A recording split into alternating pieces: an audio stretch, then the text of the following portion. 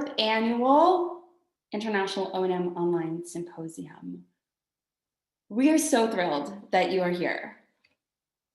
Over the next 3 days, the intent is for you to leave inspired and ready to take action to help your students with impactful strategies so they can skyrocket their skills and you can have a little bit more of life, work, integration, a little bit more balance to get off of that cycle of burnout and off of that wheel of overwhelm. The other day, I was talking to my mom, and in the conversation, I caught one sentence that we said, and it was, wow, the symposium came so fast this year.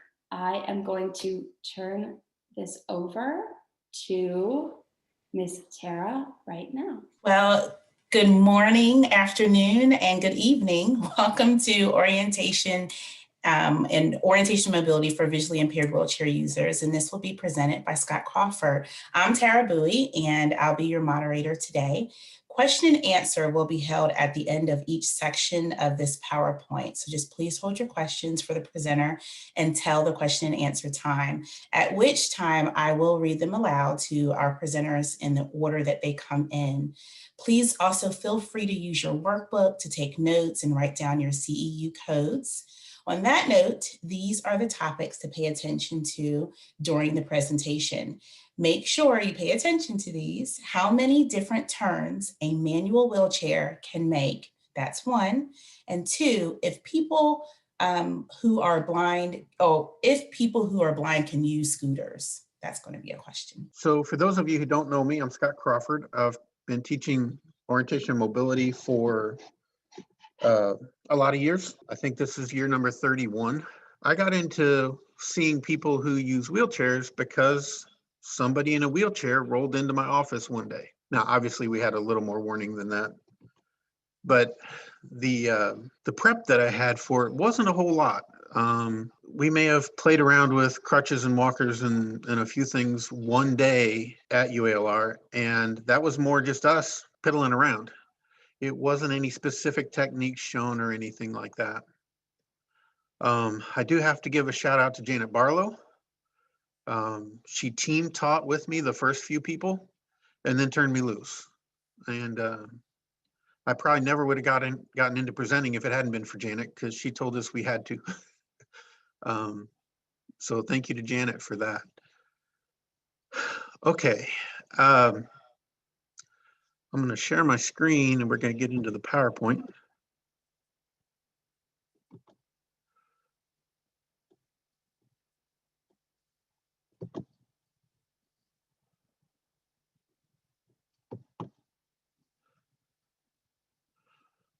All right. If at any point you can't hear me or something happens, let me know. But I'll be kind of talking through the PowerPoints as we go, describing the videos myself. I should say that all of this is coming from a book that I wrote and my sister helped me edit. And it's available through American Printing House for the Blind, through APH.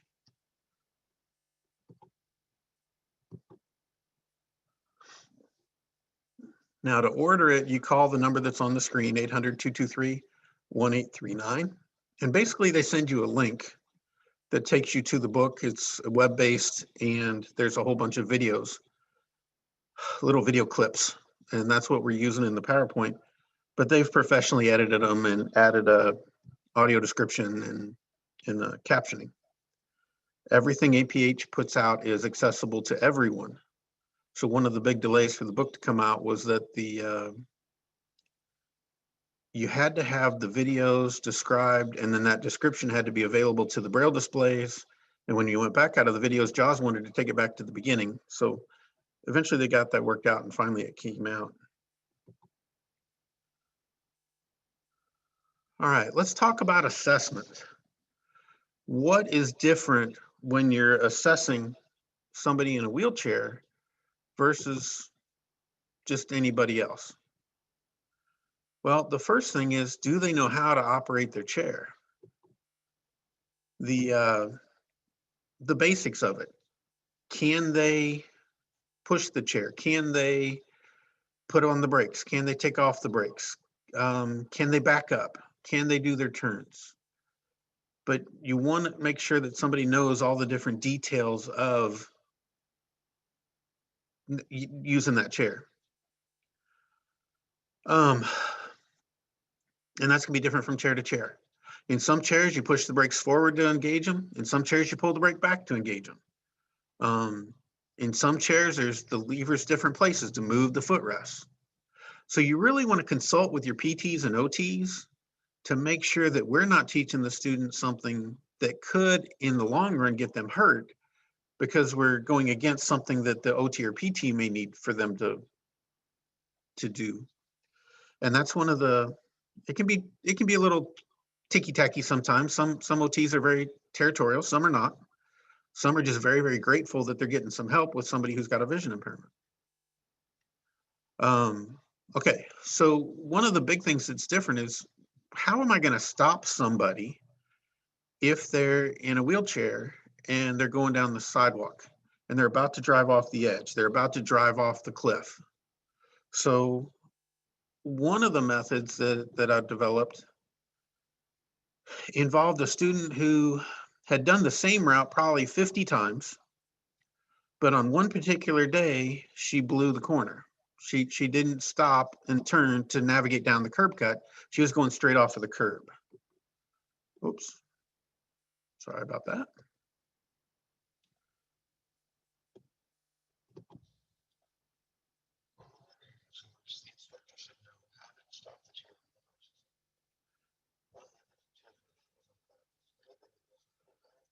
So what I'm doing is I'm following the student.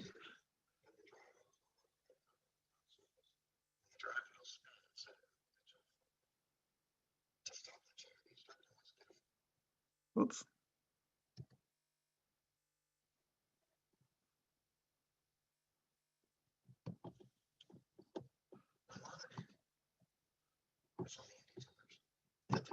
Okay, so the point here is that all of a sudden something's gone wrong. If I'm not close, I'm not going to be able to engage. I'm not going to be able to help. So I call it ghosting. And basically what I'm doing is as the chair's going down the sidewalk, I've got my hands just underneath the two handles on the back of the chair. Or I've got my hands ready to grab the shoulder of the seat, depending on what kind of chair it is.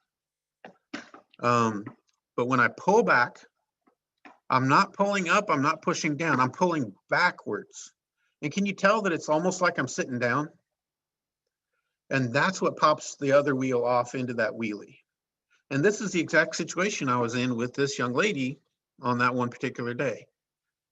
So not only did I have to pop her up, but I had to keep her up until she had time to back up. So my next instruction here would be to, okay, back up until the front wheels got back over the sidewalk, which of course she couldn't tell, but I told her to keep backing up until it was safe again. Whoop.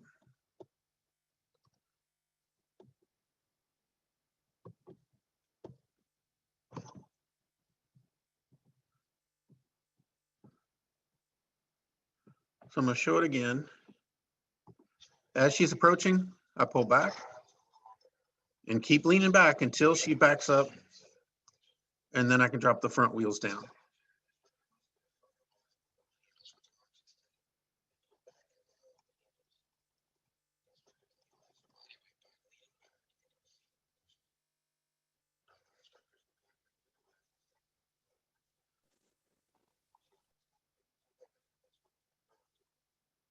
All right, so as I sit back there, notice that I'm not leaning forward. If my body gets in front of my feet, I'm not gonna be able to stop it.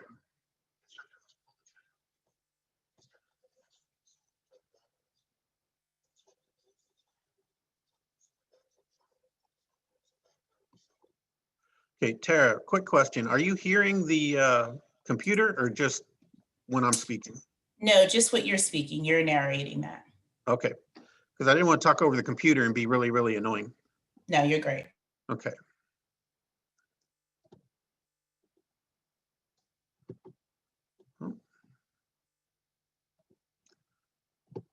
I can remember to quit changing pages.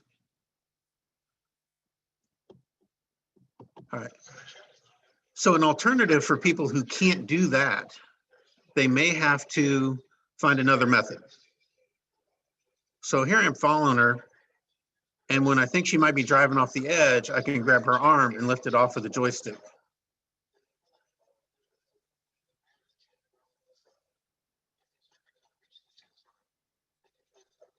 So there I'm pulling it by the back of the shoulders. Again, I can pop it into a wheelie that way.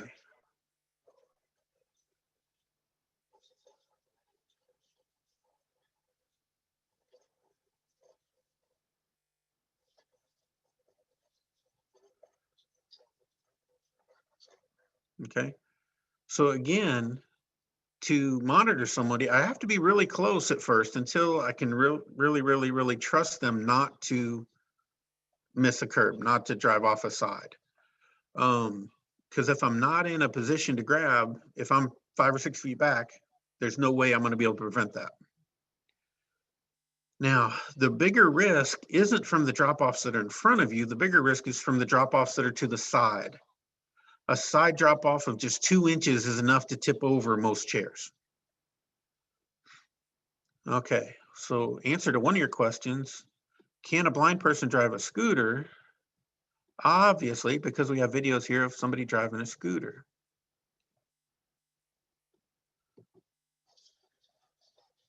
So with the scooter, I can't necessarily grab them from the back and stop them. It's going to take off. But here I reached in from the opposite side and squeezed on the throttle control lever, and that stops her from continuing forward, and we can back up.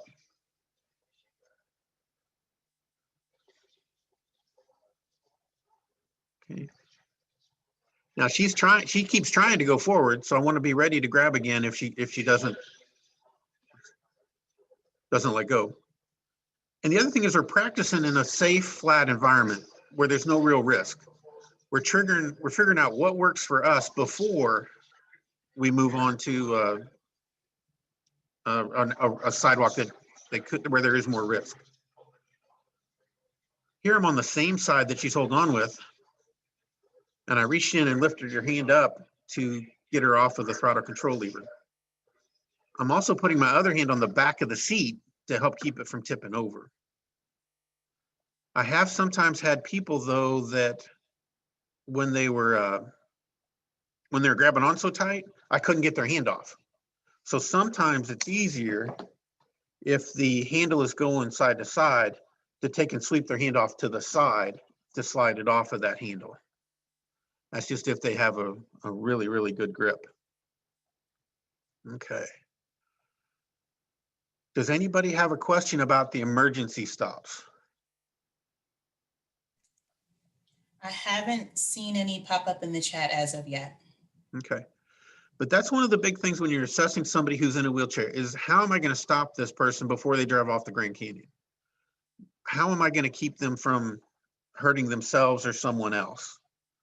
What if they're starting to veer right into a crowd of kids? Or I'm doing a street crossing, they're starting to veer into the parallel traffic. What can I do to either stop them or change their line of travel?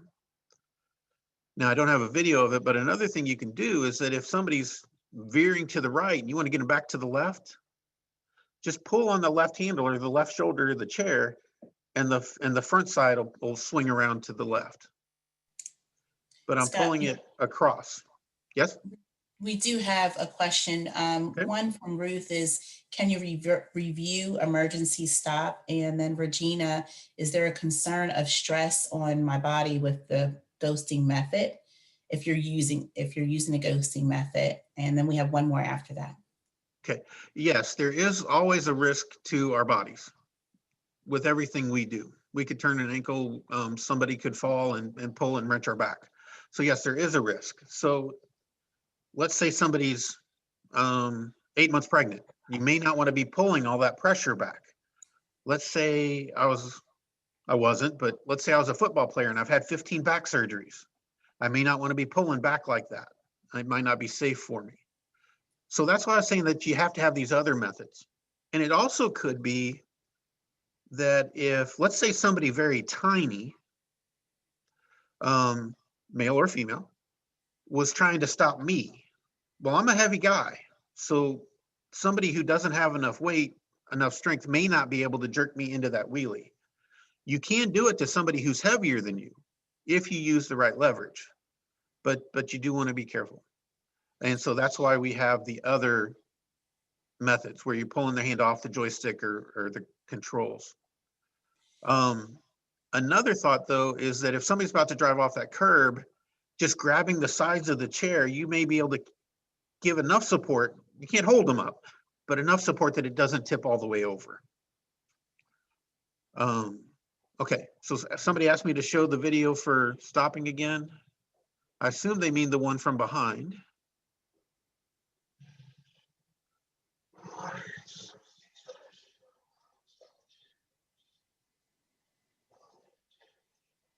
All right, so as I'm following behind her, when it looks like she's going to go off, I grab the handles and I sit back. It's almost like you're water skiing, holding onto the handle for a water ski. But I want to sit back and pull back. I'm not pushing down or up, lifting up. I'm pulling back. And once you get enough weight off of the drive wheels, they'll start spinning instead of continuing to pull forward. Okay. And Scott, another one is, will you typically give verbal feedback as before you're grabbing their hand? Before, not always, no. Mm-hmm. And could you you work out an could. auditory cue for stopping prior to beginning? You could practice that, but there's going to be times when I want to see if she's really going to detect that or not. Right. So in that case, I may not give a verbal cue. Or, you know, if we're doing something else, if that's not my focus today, I might say, hey, where's that traffic on your right, before they drift into it? Or how far are you from traffic?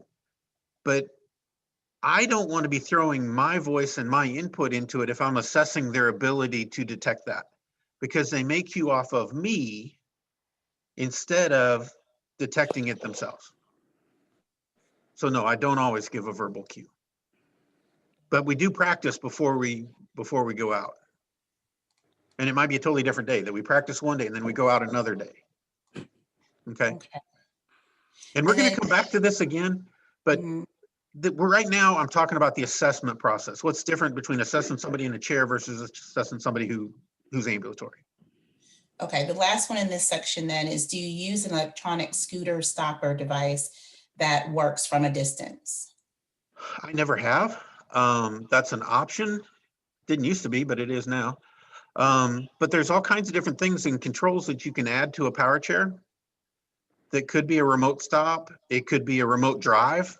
I've seen people have a second joystick added to their chair that's in the back so that their attendants can drive the chair. And then they have to hit a button to give the permission back to the front joystick to drive then. I didn't work with them, but I saw somebody in a MARTA station one time that had a joystick on the right side for their main driving, but then they had a little joystick on the left that they could use when they had to navigate a door that opened to the right, that they needed the right hand free for the door. So there's with wheelchairs, there's all kinds of options now. And definitely a panic button, hey, emergency stop is one of them.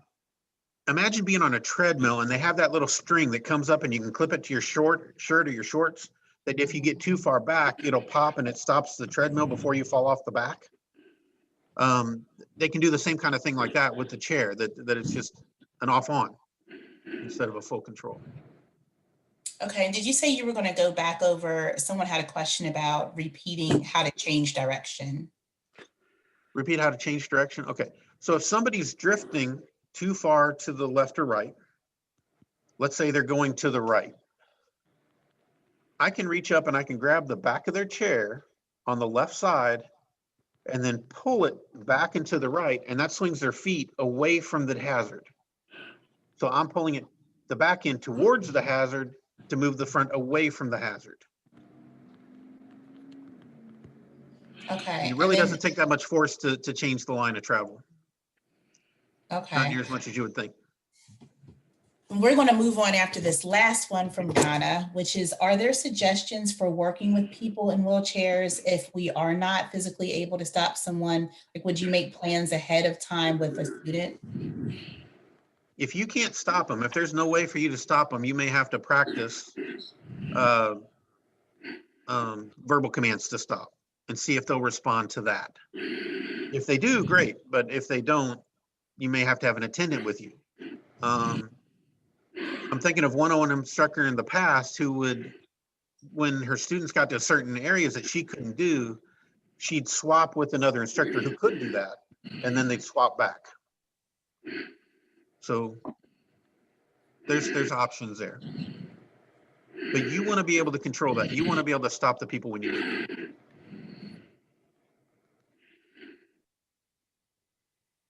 Okay. Did you want to move on, or did you want to take a couple more?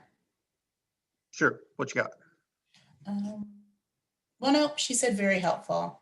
So I think we're good. If I missed anything, just put it in the chat for me and I'll grab it again. Okay.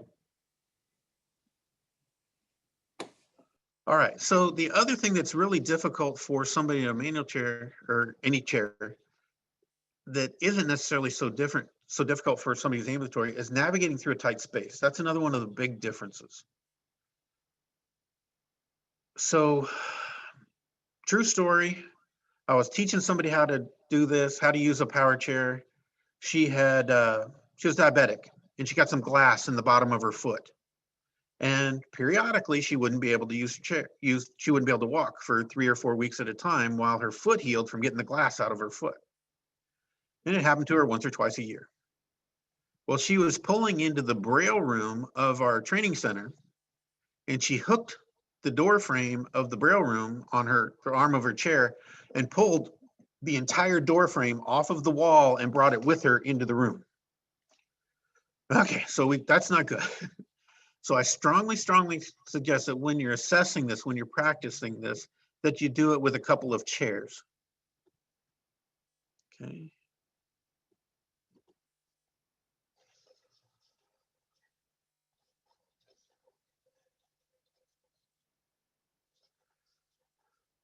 All right, so some people think this is simple, but it's really not.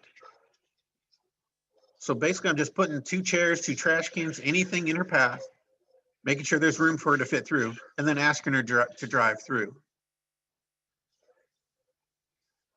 So we start just by driving straight through. She can find the obstacles on both sides, and then a lot of people will bring the cane back to the near side as they drive through. So the first step was learning how to drive straight through. The second step is to drive through and then back up through the same opening.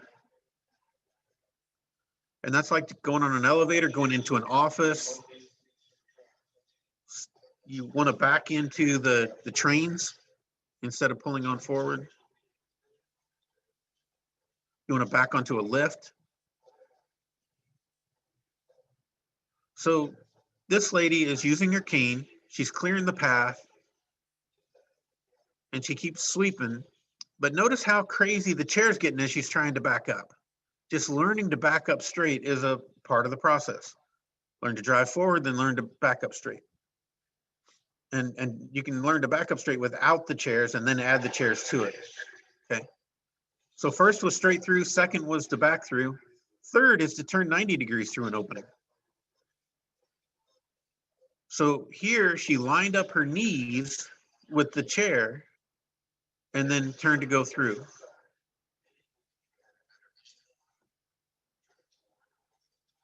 Now I like to talk about having the near side of the opening and the far side of the opening. So right now she's feeling the near side and there she's feeling the far side. So you can find a landmark for either side, the near side, the side of the opening you hit first, or the far side. And they're going to be different landmarks. But for some people, it might be that when their shoulder gets even with the opening, it's time for me to turn. Or it might be that when their feet, their toes are even with the far side of the opening, it's time to turn. For one of my students, and she was having to back onto a MARTA train, and you only have like 10 seconds to do that. She would line up her joystick with the edge of the door and then do a one-wheel turn to then back onto the train. Now, why do you back onto a train? Why do you back into an elevator? Because you want to be facing forward when you go off. But also on the trains, when you try to pull forward into a train, many, many times I've seen the front caster wheels hit the edge of the train, stop all of a sudden, spin sideways, and drop down in between the train and the platform edge. So that's why they suggest that you back on. Backing onto a wheelchair lift to go into a van or a bus, because you want to be able to pull forward coming out of that bus. So being able to back through is very important. But anyway, going back to the near side and far side. So it might be that the near side of that opening, she lined up with her shoulder, or just get her shoulder just past that. And it might be that her toes or her knees line up with the far side of the opening before she tries to cut that turn. And again, right now I'm talking about assessment. So I'm just seeing, can they do it? And then later we'll teach them how to do it. But first you need to figure out, can they do it before you start teaching.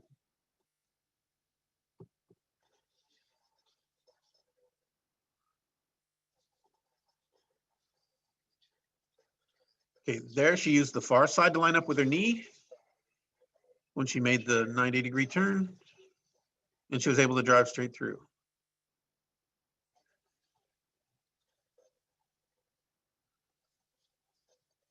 So now we're working on backing through. So she brought her shoulder to the far side of the opening and then made her turn to back through. And again, she had trouble with her line of travel, so it's something we need to keep working on.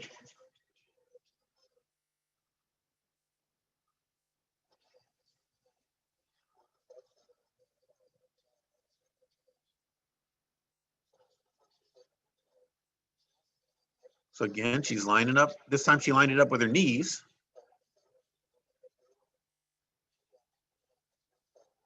Now she's making a nice crisp 90-degree turn, overturned a little bit. And then she's keeping her cane on the one side. She doesn't have to keep checking the other side. As long as she knows where the one side is, she knows if she'll get through or not. Now, of course, at some point you want to stop and check again, just in case there's a cliff on the other side of that opening.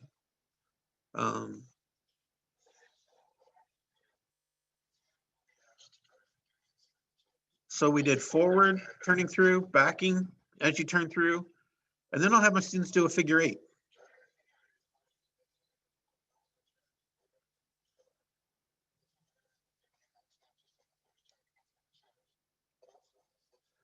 So it's making her make multiple right turns.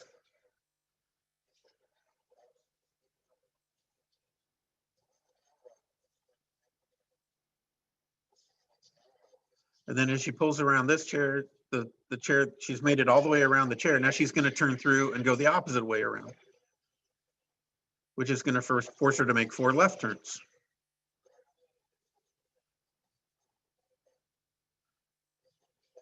Some students are a lot better turning one way or the other.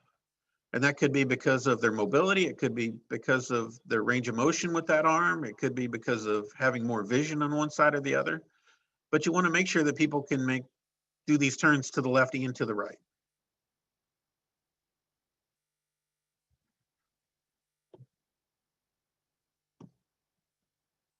Okay, the final step of this process is, can they do a figure 8 backwards?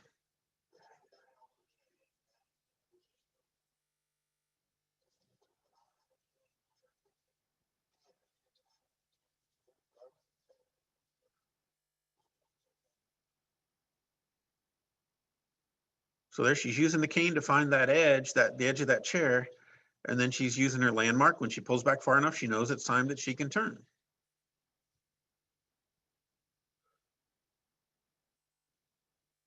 Now, it's pretty easy here while the chair was on the same side as her cane, but she's having trouble now that there's obstacles on the opposite side.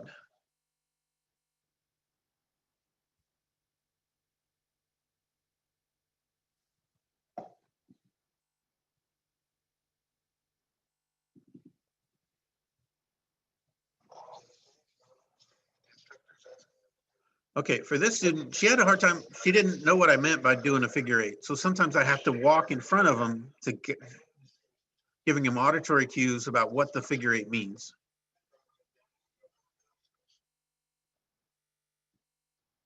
Oops. Okay, any questions about that with navigating tight spaces? Yes, a couple of questions popped up while you were speaking. One is from Brenda. If, well, she was saying that if you didn't mention this, she was wondering about flexible sticks that have, that I've heard of that go, hold on, let me make sure I have this right. 1 second, I just need to expand my thing here. Okay, so that she heard that can go on the bottom of the chairs, and she's never been able to find them and wonder if anyone has used them before. I think you're talking about curb feelers. Right. And a lot of people recommend curb feelers. They're good for an on-off, that there's something there, but it's hard to maintain a constant distance, but it can be a warning. You can get them from automotive catalogs.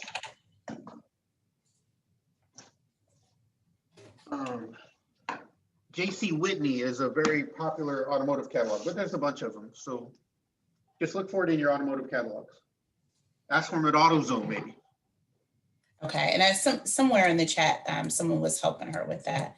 And then the other question, is there an assessment in your book on all of the areas to check? Yes. Okay. And we're also working on redoing the New Mexico inventory for specifically for wheelchair users. Oh, that'd be nice. Another question is, how do you measure the cane for a wheelchair user? Is it the same as if there were ambulatory? No, as long as they can manage. Get it as long as they can manage. They need as much reach as they can get. But don't give everybody 64-inch canes. Some people, it's just too long. They can't handle that. But as long as they can get them the longest one they can manage. Okay. So But there's right no now specific. Other questions about tight spaces? I'm No. looking. No. Okay. All right, then I'm going to move on. Okay. Well, one person was asking, how far apart do you recommend the chairs to be? Well, 36 inches is an ADA door, ADA compliant door. So at least 36 inches. But you're going to find narrower doors than that in older buildings. So they may need it tighter, but I usually start with 36 inches or more. Which in most places, like right here, linoleum tiles are 12 inches here. So 3 tiles is my 36 inches.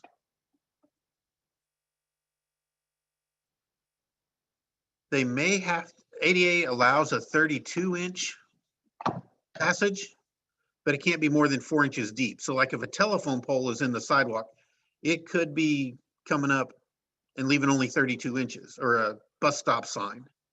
So you want them to be able to do 32 inches, but I usually start with 36, and we can go down to 32 if we need to.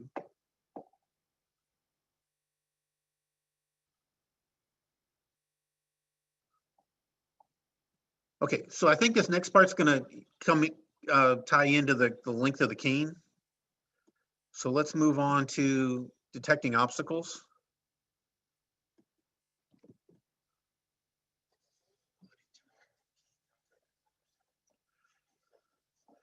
So I'm gonna start off with just something solid but easily movable, like a trash can.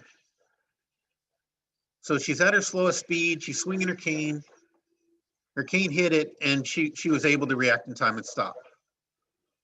But we're gonna do that again and again and again, using faster and faster speeds until we figure out that it's too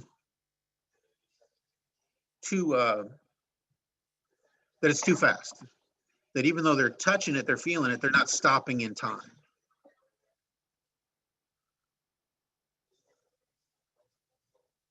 Okay. So I've had some students who, with their cane, were reaching out and they were able to touch something, but they weren't stopping. So that's why I want it to be something that'll move. Because it's more than just the cane hitting it. You have to react, you have to understand and process that my cane just hit something. So our second step is, once they've detected it, can I pull up to it without hitting it?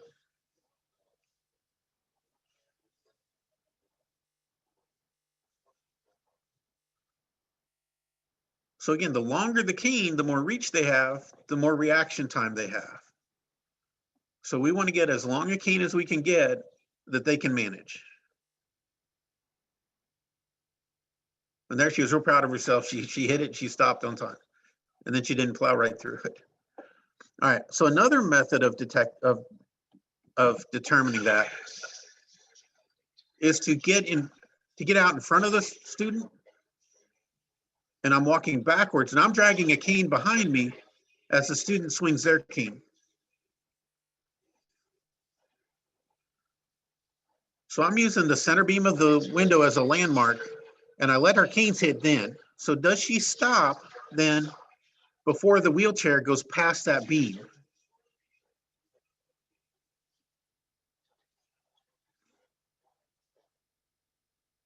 And we keep speeding the chair up until we find out what's too fast. So there, it hit it, and she's gonna fly right past that landmark. So she should not be driving the chair that fast.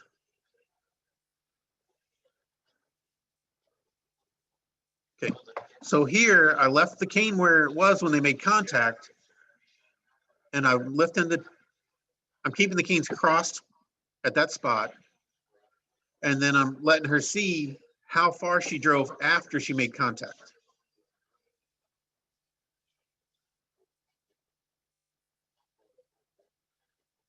Now here I'm having the contacts be from different angles,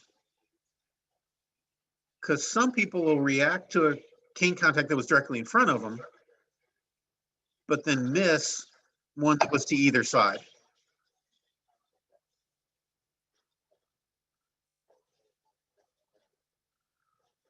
Some people will react when it's going to one side, but then doesn't react when it's on the other side. Okay.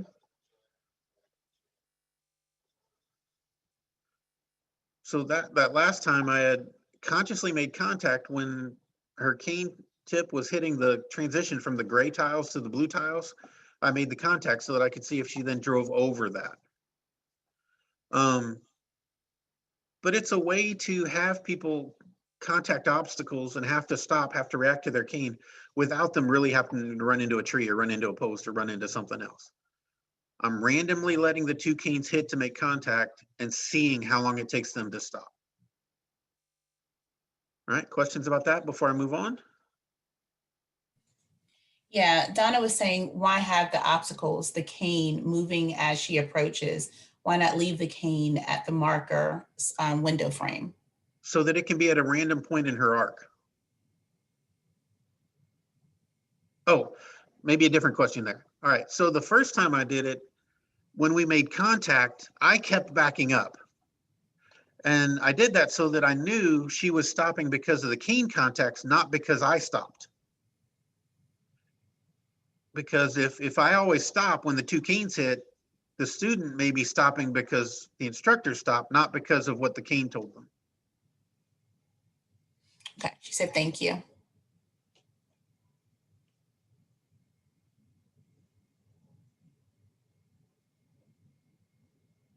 Other questions about that?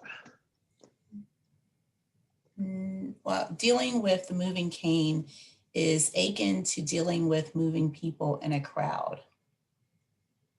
I don't know that that's a question. That might be a comment. More of a comment. Okay. Yeah. But part of my movement of my cane side to side was so that the contact wasn't always in the same spot. Because some people will react to it dead center, but not if it's to the sides. I can remember one time when I was under the blindfold, I was swinging my cane back and forth, and I just missed a post, but then I caught the post as I came back to the left with my cane, and I didn't react to it, even though the cane hit it, because it was in the inside of my arc. I didn't stop, and I continued straight into that telephone pole and hit it so hard that I left a white stripe on my blindfold. Can you clarify the number of turns a chair can make? How many can a chair make? 6. We'll get to that. Okay, that was a question in the chat. And then someone had asked a question, I don't know, it's up to you if you want to go back to it. It's just, can you repeat how the user aligns when they're turning 90 degrees and going forward? Okay. So that's why I brought these 2 chairs out.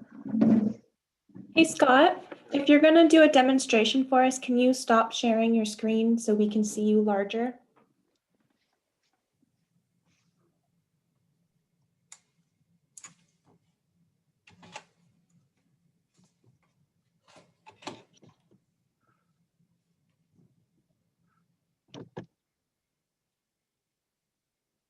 Okay. That didn't work. Try that. Okay. Perfect, thank you.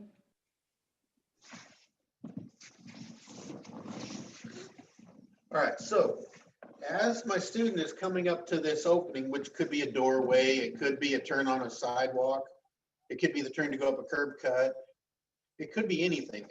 Most of what we do is navigating tight spaces. As they're pulling up, they probably want their tip on the ground instead of the handle. But I always want to make sure I'm clearing in front of me. But then I also want to clear to the sides so that I'm feeling the edges of the opening. So as I'm coming along, here's the near side of my opening. So I want to pull up to it to a certain point that I may already know.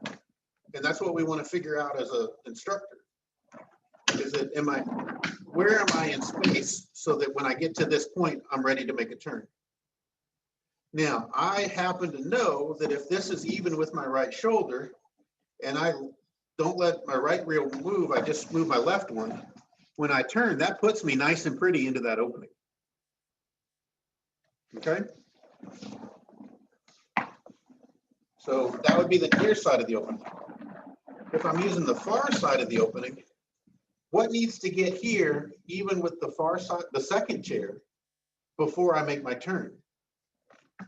Well, I'm gonna go ahead and pull up until my tummy is even with the back of that chair. And then I'm locking my left wheel in place. I'm just pulling back with my right one.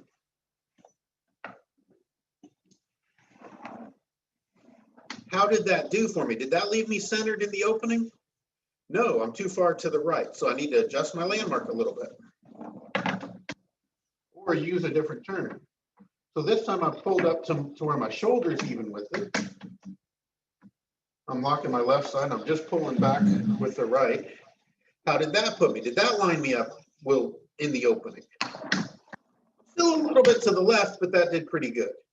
So now I'm ready to propel myself through.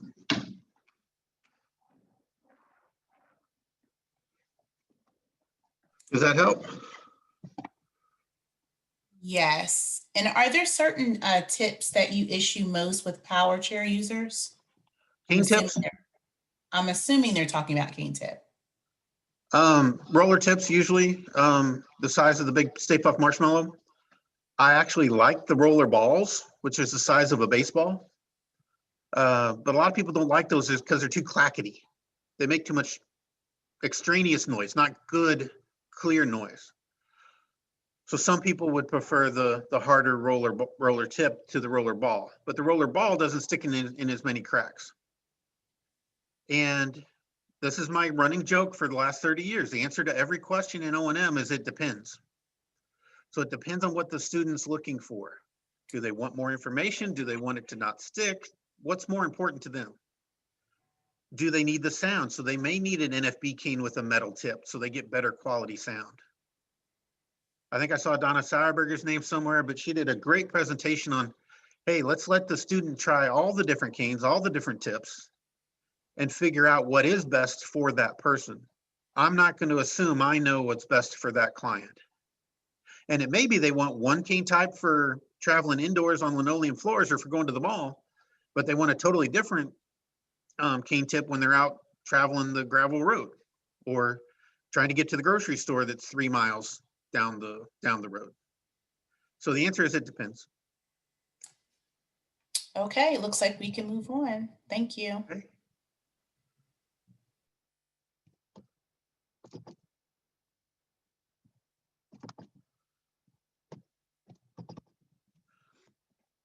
Okay, so suitability of a powered device.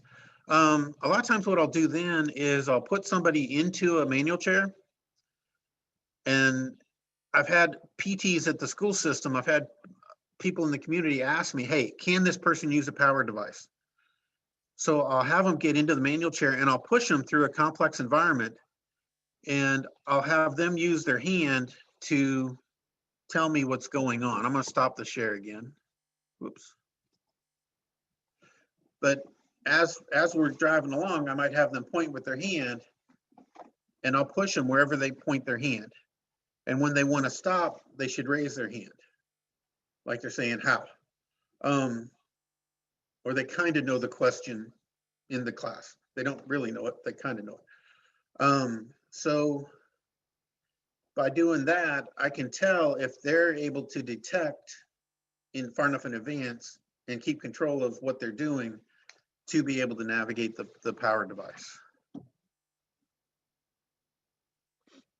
And I do want to say too, that most people that have a power device also have a manual chair as backup.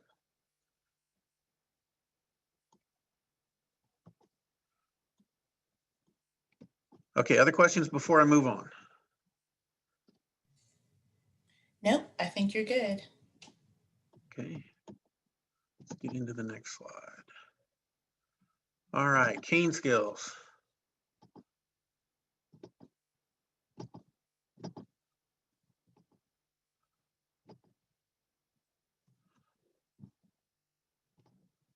The Zoom stuff, oops, the Zoom stuff's in the way here. Let me move it out of the way. All right, so length and tip type. It depends on what the student prefers. Let them try them all and pick what they want. I know that I don't like the telescoping canes for outdoor travel because they tend to fold up too much. No matter how tight you twist that or pull that, they tend to collapse with you and right when you need them the most.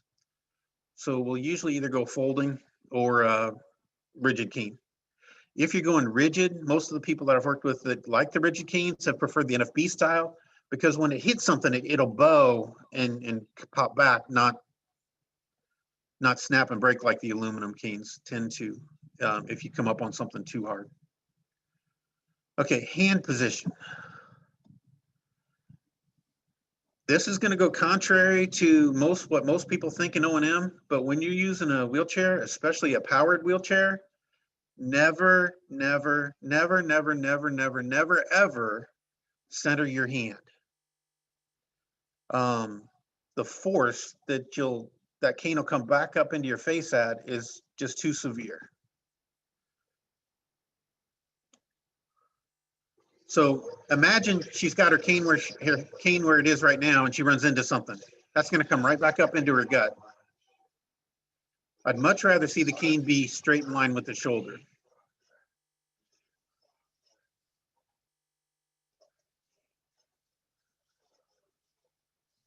If it's centered, it's going to come up into her face or into her chest. But if she brings it more to the side, when it hits something, it'll pop up over her shoulder. Now here's a lady who had to leave the sidewalk because there's no curb cut at the end of the sidewalk.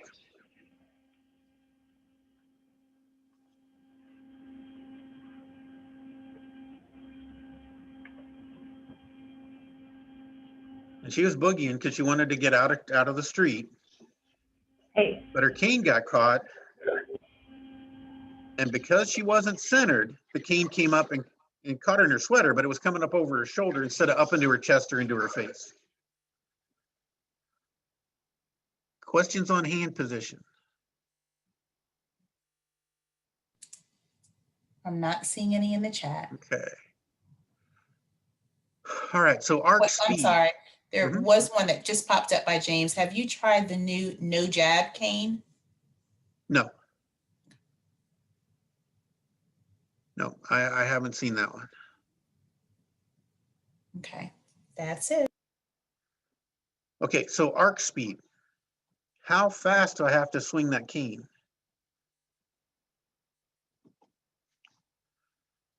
So what I'm doing is I'm using the line on the floor to determine if they're swinging fast enough. You can't really be in step or because you're not stepping. But what I want to see is as the cane goes across, that it comes all the way across and then back before the cane hits that line, before the wheelchair hits that line.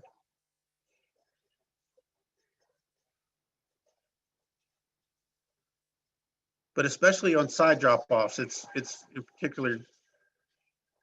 All right, so she set at mode 1, which is her slowest speed. Notice where the cane hits the line, and then it came all the way across and back before the toes passed that line.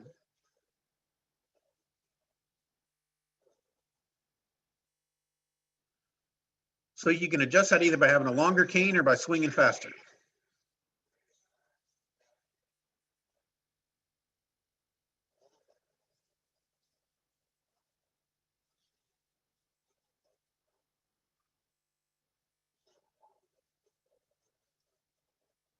Okay, and I was commenting there that she doesn't have good control because she has bad CP. So since she's over swinging, she has to go even faster.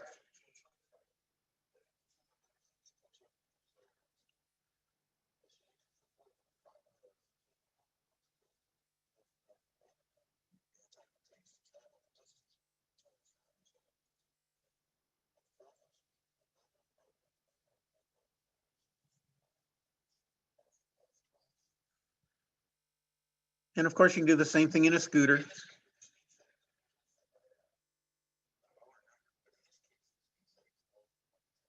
But notice at speed 2, I'm able to go all the way across and back before my wheel gets to the point where the line where the tip crossed.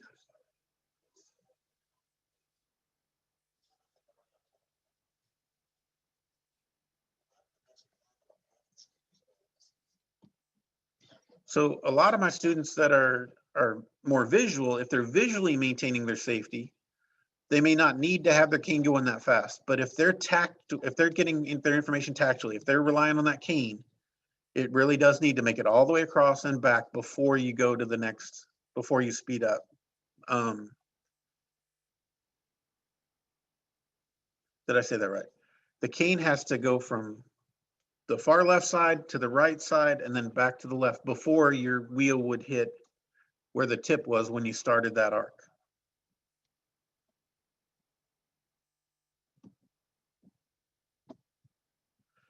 And once you get going too fast, it's just the cane's so out of control that you can't keep track of what's going on. You can't react to it. Okay, questions about that before I move to detecting drop-offs? Well, Elsa just said, got it, thank you. She was asking about the lines and the canes, but I think you just answered that again for her. Okay. All right, so finding drop-offs in front of you. Whoops.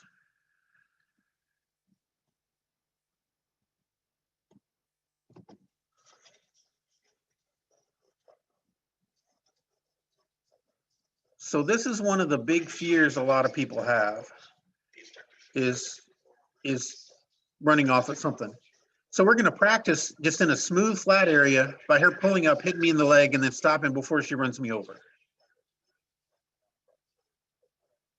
Now here, for somebody who's really got fear, I'm driving and she's just swinging and telling me when to stop.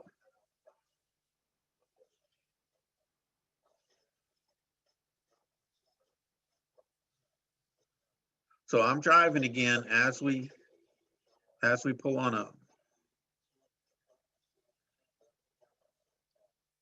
And that lets her feel what it feels like to be all the way up at the edge.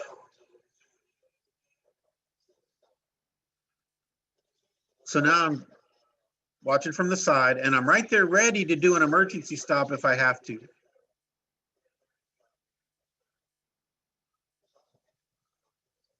Now, we haven't talked about this yet, but her cane should be behind her when she goes to back up.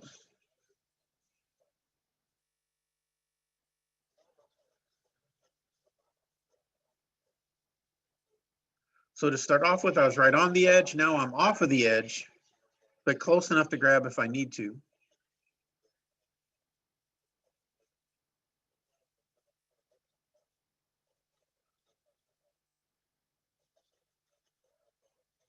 Now, as she's turning around, she came really close to driving off in the middle of her turn.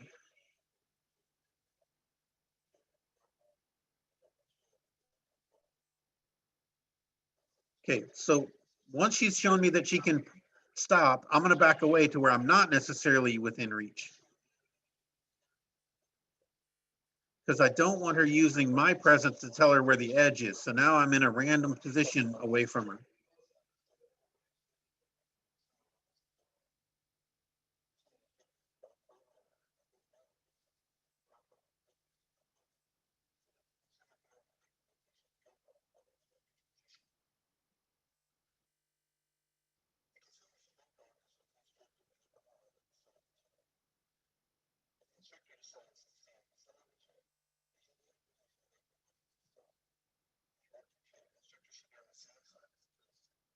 So I was saying that if you're monitoring an electric chair, you want to be on the same side as the joystick.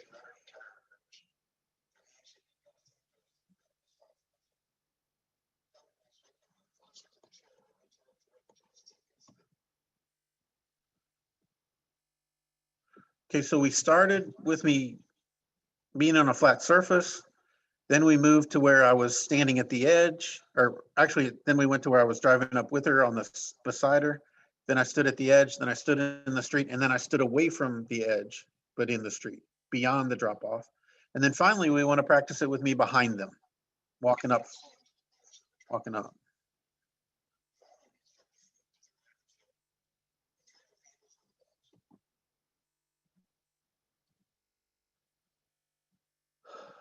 Okay, any question about that? Detecting the drop off. Yes, Donna is asking, is there a way to test reaction without risking falling off the curb, like maybe at the end of a carpet or something, or at least to start with, then go to the curb? Well, we would have done that with our trash cans, with a lot of other things as we're working on them just detecting obstacles in general. So yeah. You might find a small crack in the sidewalk that you could have them practice finding that small crack that isn't going to hurt if they drive off of it. Something 2 inches or less. Thank you.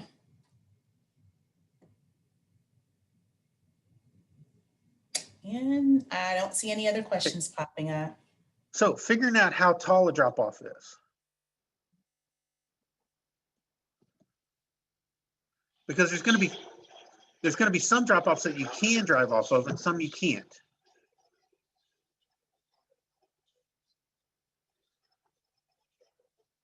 So as the student's pulling up, she's going to find this curb.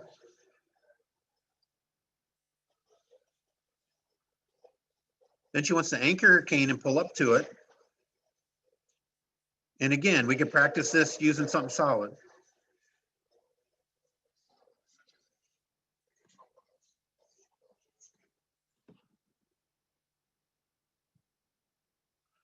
Okay, so to start with, she's pulled up, she's anchored the cane tip at the base. She's got both hands flat on her left knee. That could be anything solid. It could have been her joystick box. It could have been the throttle, the tiller of the scooter. But you want something solid for both hands to be on. The cane is tucked between the index finger and thumb of both hands, and both hands are flat, one on top of the other. She's going to lift the top hand and leave the bottom hand on her knee. Oops. So she left the bottom hand on her knee, and then she lifted the top hand until the cane tip hits the top of the curb. So she's lifted the top hand until the cane clears the curb. And then those two hands give her the height of that drop off. And it's not exact. It may actually not be that tall, but I'd rather exaggerate the height of a drop off than underestimate it.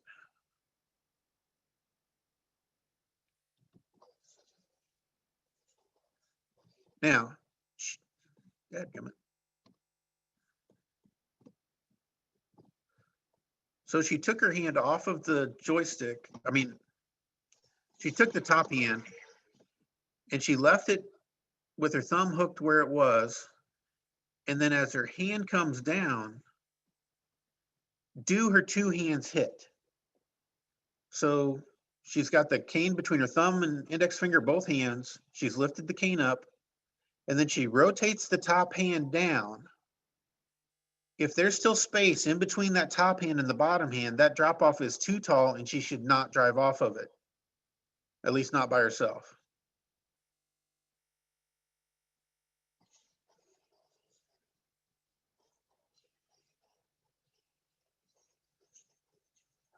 Just showing it again. When the hand comes down, it doesn't touch, so we know it's too tall.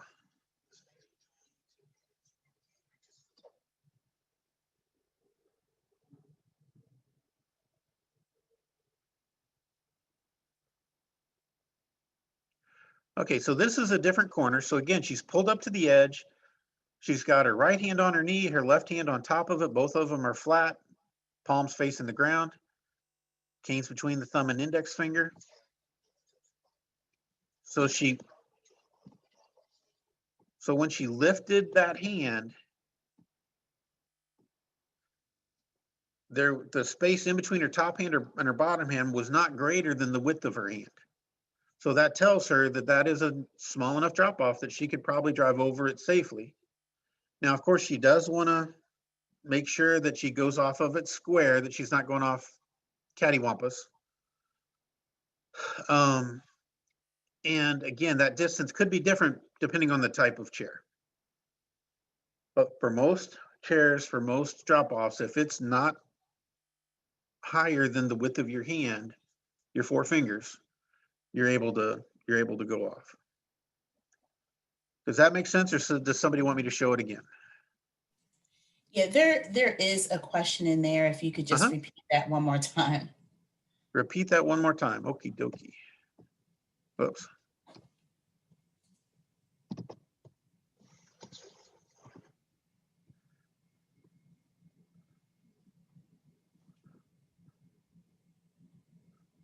Okay, so she pulls up to the edge. The cane is anchored over the drop-off. Both hands are on something solid. Could be your knee, could be the tiller. The palms are facing down. The cane is in between the thumb and index finger of both hands. The bottom hand is going to stay on her knee as she lifts up the cane with her top hand. Once the cane clears that edge, that's the height of her drop-off. Okay? She leaves the bottom hand on her knee, the top hand is lifting the cane. Now to check that, she's rolling her top hand down to see if they touch the hand underneath. If it does, it's not too high to drive off of.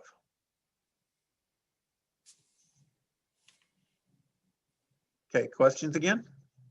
Yes, there's two. Since you're on this, I'm just going to ask Mr. Bradley's. Oh, hold on. Give me a second. Go ahead. Go ahead. Hand width is the measurement of navigable or non-navigable, like an estimate is the question. Yeah, it's an estimate, but it's a way for people who don't have good depth perception to know. It's a ballpark for them to work from. Okay. And do you ever work with multiply impaired students who are wheelchair or power wheelchair users? Yes, definitely. Definitely. And not everybody's going to be able to do everything, just like any of our other skills. I went to a presentation one time, and the entire presentation was about somebody in a manual chair, and the instructor was pushing them, and they were using a shortened cane to trail the wall. Okay. And that was their presentation on how to teach people how to use wheelchairs. And that was a good presentation for that student because it was meeting that student at that student's level. But it wasn't necessarily meeting my students where my students were. So there's a lot of stuff here that we can show. There's a lot of stuff that they can do, but it's our job, it's our responsibility to say, hey, I don't think you've developed this skill. I don't think you've shown me yet that you can do this. And if they can't, take a step back, do the task analysis on it.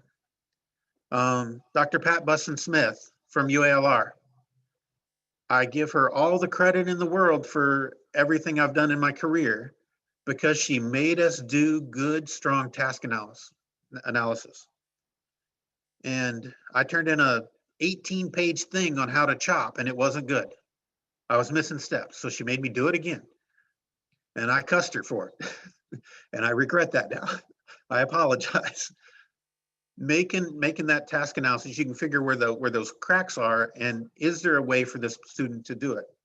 And you're gonna have other students who just choose not to. I scared one lady off because when she came in, I was talking about crossing some major light controlled intersection way across town. That's actually very easy to cross. But because it's so big, it was super scary to her. And it scared her off to the point that she didn't want to do any more training because she was at a different place in her adjustment. Go back and read Dean Tuttle's book, and it's an excellent Self-Esteem and Adjusting with Blindness. I highly recommend it for looking at your students at where they're at right now in their adjustment versus where you may want them to be. But if they haven't met those lower needs and you're working on higher needs, you're gonna have problems. Okay, other questions? No, I think that's right. it. And just short of a minute will be your 15-minute warning, since I'll just say that now since you're getting ready to start a new section, okay? 15-minute warning. I thought I had another hour. We can sit here another hour. I can watch Yeah. a million of these videos. Well, if you want to watch a million of these videos, there aren't quite a million, but there's 142 videos in the book. That is awesome. Okay.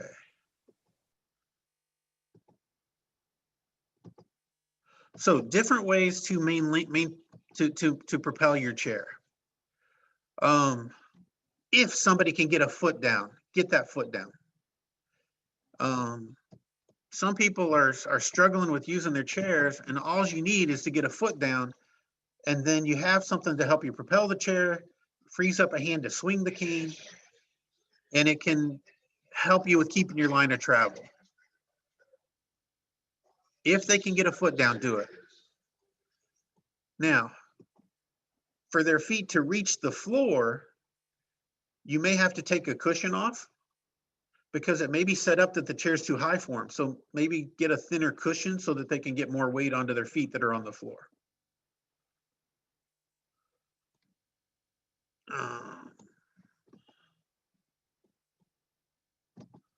Another method is to alternate.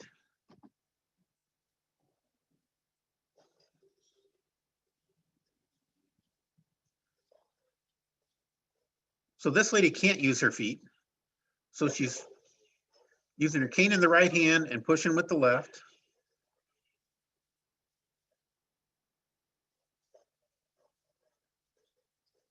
So she's making 3 pushes and then she's clearing her path and then she's reaching back to push again.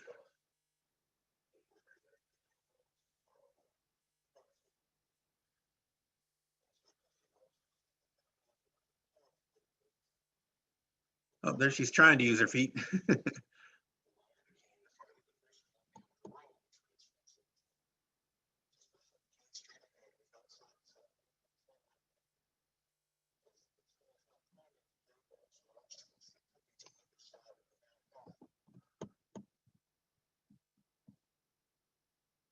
Okay, I'm gonna stop the share real quick because I can go through this a little faster live.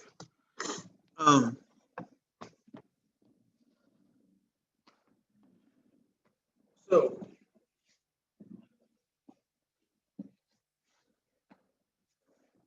I got my feet up in my chair because I can't use my feet. But if you can get one down, that really helps.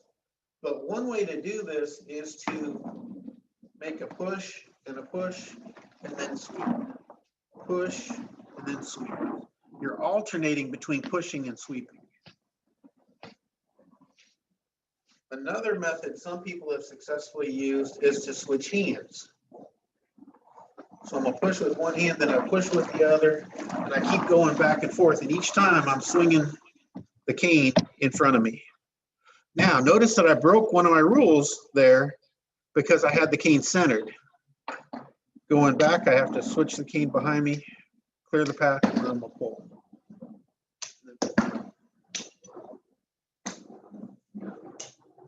Okay.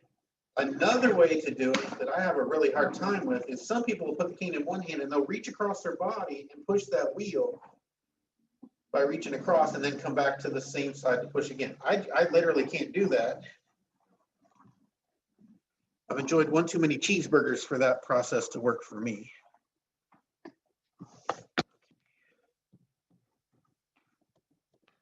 Question about those two while I'm switching back to the screen? Yes, there is a question from Joan. A student with CP and a manual chair, is it okay to attach a cane diagonally across the chair as he can't hold it? How are they going to get information from that cane? How are they going to move it out of the way when it's on something? You can. I'm not saying you can't do anything, but there's some risks there that you want to make sure that they're not missing. Would a one-handed drive chair be easier? Someone commented. Some people can use one-handed drive, some can't. There's also something called a pump drive, where you propel it by pushing it forward on the pump, and then if you twist your hand, it turns the casters to turn one way or the other. So you can try all those things, but the answer, like every other question in O&M, is it depends. All right. This is my sister. She was the other editor of the book. So she can reach across and push the opposite wheel and then come back to the near side. Again, if that cane catches in something though, that's going to come right back in and catch her.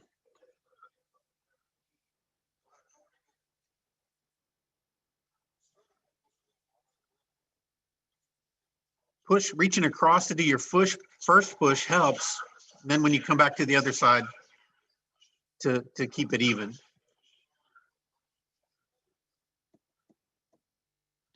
I have a student that I'm working with right now who has one hand that's very dominant, much stronger than the other. So he's having to push on the right side, then he grabs the wheel and pulls back.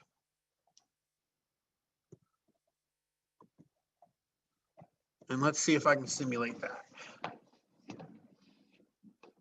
So what he's doing is when he gets started, he's pushing and then he pulls back on that to get and the chair will swing back around the other way.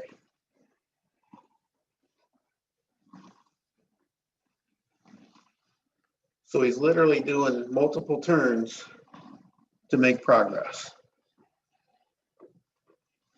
But he only has one usable hand. But notice using the one hand by going forward and then backing up, forward and then backing up, I was able to pull all the way up to the computer.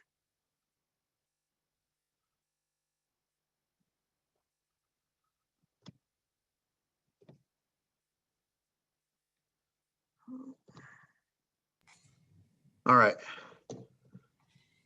And Scott, there is a quick question about a belt cane. Has anyone tried a belt cane like the Safe Tyler style for a wheelchair user? I have not. No. I'm not saying it couldn't work, but I would be very skeptical at first about where that's attaching and how hard is that chair moving forward. We just want to make sure that we don't hurt the student.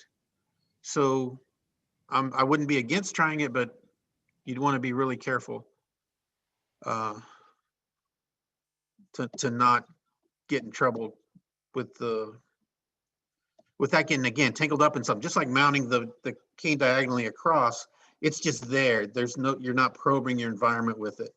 that's not helping you with your turns, those kind of things. It's more of an on-off detector.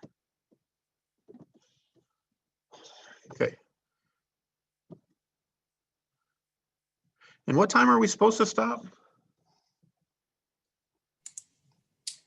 If that was a 15-minute warning, that would be 2:30. Oh, I thought we had till a little bit longer. Okay. And maybe let me know if that's not right. I'm sorry, it's Cassie. If you need to go a little bit longer because I cut into your time, that's absolutely fine.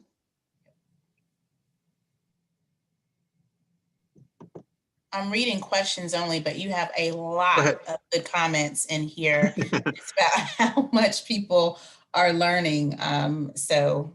Okay. Yeah.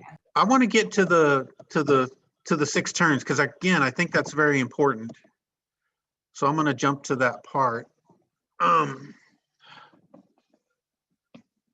Okay, so in a power chair or a manual chair, there are 6 ways to turn and different times that you need each one. So if I'm sitting here and I want to turn right, there's 3 ways for me to turn right. I can lock this right side and I can push forward with my left wheel, and I've just turned right, pivoting over this right wheel. So if I had something right here next to me that I'm trying to get around, pivoting on that right wheel, I can clear. Okay, so another way for me to turn right is to turn right by locking my left hand and pulling back with my right hand. But boom, notice what happened to that obstacle. That's why we needed to know that other turn. But what if that obstacle was up here in front of me or at my knees? Then by pulling back with my right hand, I'm turning right and I'm moving away from that drop off, away from that curb instead of going forward towards it. Okay, and then the other way to turn right would be to use both hands and go forward with one and back with the other. And I'm making a good turn. So that's the 3 different ways to turn right. Now, the next question would be, how would I know when I've turned 90 degrees? And I haven't studied much into it, but when we had the International O&M in Ireland, one of the ladies from the guide dog school over there says she uses a clicker. And as the students turn in, she's clicking when they get to that 90 degrees, click. So as I'm turning, I get the click. As I'm turning, I get the click. As I'm turning, I get the click. And that click works into my muscle memory, and her students are able to learn 90-degree turns, even though they're totally blind and in a power chair. Okay, so we did 3 turns to the right. Now we're going to do 3 turns to the left. So I can turn left by moving forward. I'm locking my left hand. I'm just pushing with my right, and I'm turning left going forward. Okay, I can turn left by going backwards. I'm locking my right wheel, and I'm just pulling with my left hand, and I'm creating a left turn. My third way is to use both hands, forward with one, back with the other. And I'll make a nice grip 90 degrees. Okay.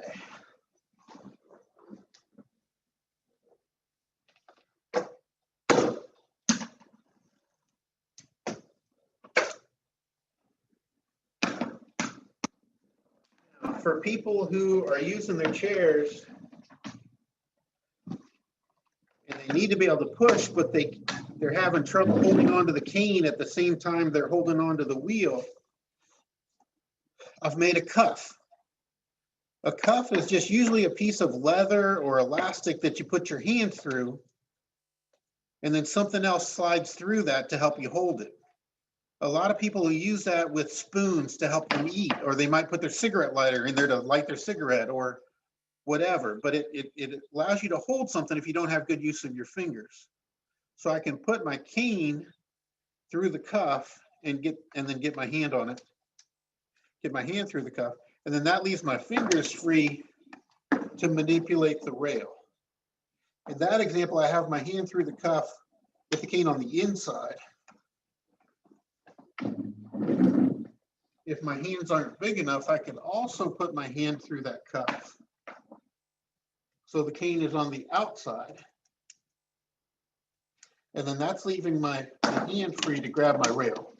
So then as I push, my cane's staying out in front of me as I push. I can push and swing, push and swing. Another little modification I've made is I took one of my long canes and I bent it so that the handle has a bend in it, so that when somebody's grabbing the rail, normally when you're grabbing the rail, if you've got a straight handle, your cane's sticking straight out, it's not on the ground. So I bent the handle so that even when I grab the rails, the cane is angled down to the ground. So I can do my little push and I can make my swings. Okay, does anybody have questions about the 6 types of turns, the cuffs, or bending your cane?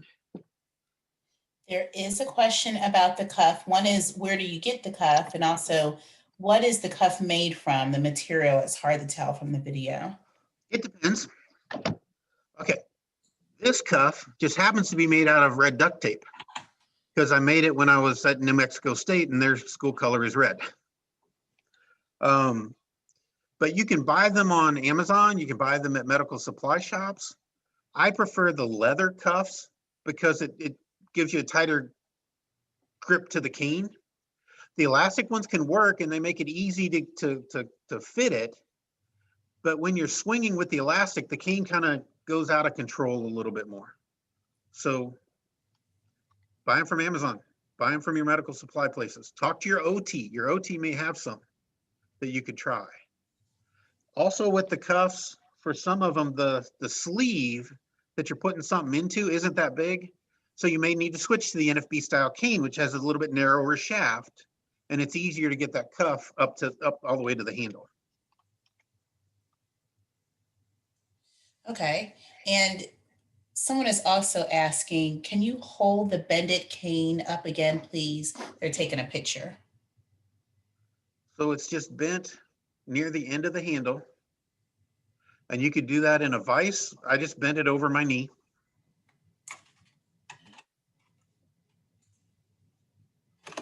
And I use this a lot with people who are using walkers and crutches too. If somebody's trying to hold a walker handle and have the cane, that helps get the cane pointed down towards the ground. For a walker, I might need to use this more severe bend. How often have you used the bent handle cane, and what have you found to be your students' opinion of it? It looks very promising and interesting. I haven't had to use it that often, honestly, but the people who have used it like it. It's just a little bit easier for them. They can keep the tip on the ground longer, so they're getting more information back. It also means that they're not holding the cane tip up in the air so much, so it's not as strenuous on their hands. Okay, and the suggestion is that you should be making patents for these adaptations that you have going on. Strong support of that in the chat. This was a question before any of the other cuff questions came in. They said, Scott, can you comment on sonar types like mini guide, bands, mini clips, etc.? They can be great for indoor travel. I missed the one, it hung around your neck, and I forget what it's called, Walkmate or something like that.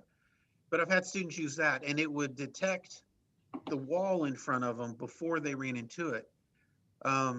Because having to push their chair, their manual chair, having their feet out in front of them, they couldn't reach far enough forward to actually detect that. So it's a great addition, but it will not effectively detect drop-offs. None of them will.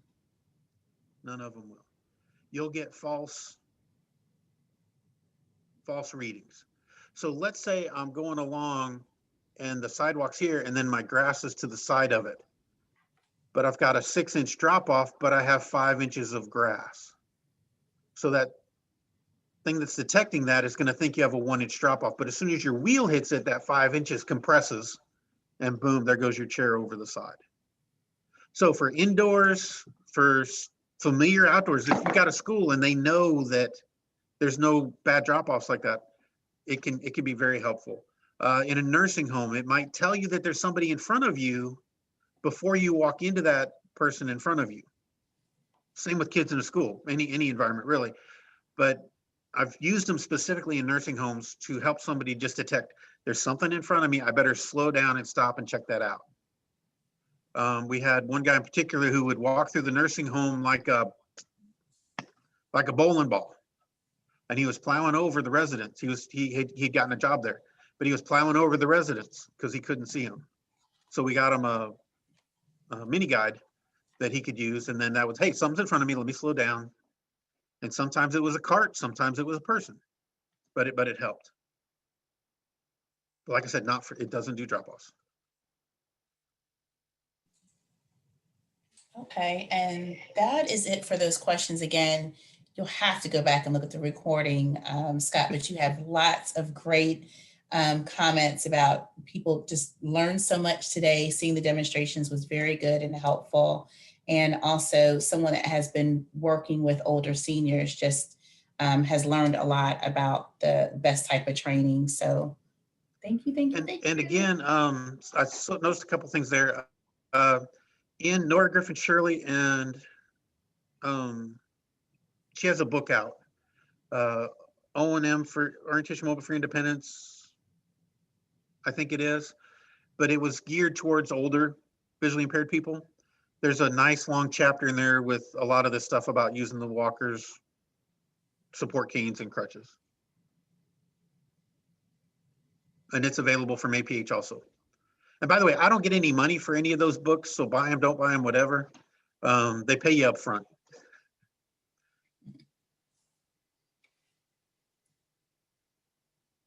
Any other last minute questions?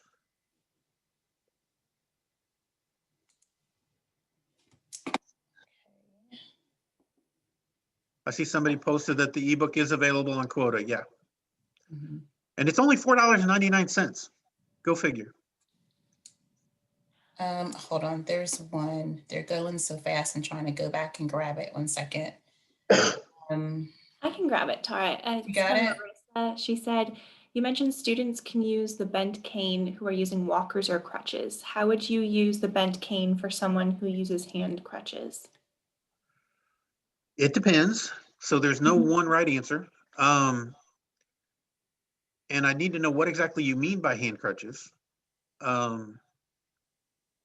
But some people will take that crutch and, can you bump me up again?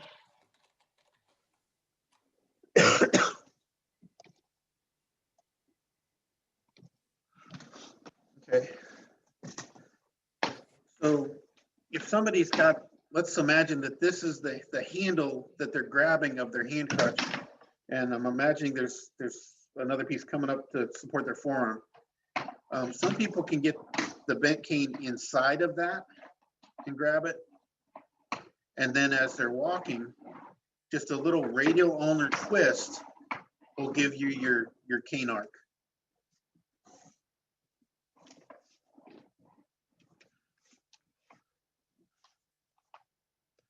And whoever asked that question, if you want to contact me on the off, we can video chat that too. And for that, Scott, is there an email that people can contact you with if they want to contact you, and I can put it in the chat? Scott C at affiliatedblind.org. Affiliated blind.org.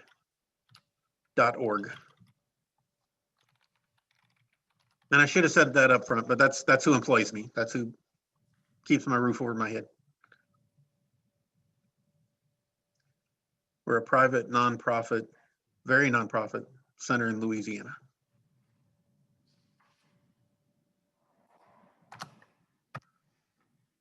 Going backwards off of curbs. I would not recommend kids do it independently by themselves. They should always have a spotter if they have a vision impairment. I would say that up front. I know some people with full vision that are in manual wheelchairs, they do it all the time. But for our kids, I would I would have a spotter. And what I would say is doing smaller drop-offs and then gradually getting to bigger ones. Maybe even practice just popping them up into a wheelie and back down. When they get comfortable with that, then maybe you could go off of something.